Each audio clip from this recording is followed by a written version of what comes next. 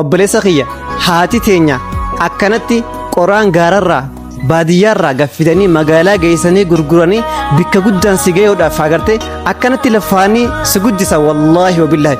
Mee viidiyoo tana laaliiti maaltu si dhagahama sammuu ta'e keessatti gaafa ummaan ta'e akkanatti qoraan duuda baadhattee magaalaa fiddee gurgurtee si nyaachistee si uffistu. Mee obboleessa kiyya haaluma kamiin haadhateetti garaa jabaatta obboleessa kiyya.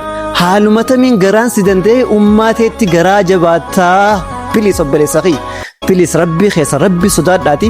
Wallaahi yoon ifi gammachuu rabbii barbaadan haadhatee san gammachiisa. Dallansuu rabbii yoo barbaadan ammoo haadhatee sin mufachiisa. Tanumaan isinidhaam. Namni gammachuu barbaadu, namni rabbiin isa gammachiisuu barbaadu haadha isaa gammachiisu. Namni dallansuu rabbii barbaadu ammoo haadha isaa haa dallansiisuun sin jaa. Viidiyoon tun qoftinu barnoota guddaa sii qabdi, barnoota guddaa irraa baratta abdiin qaba.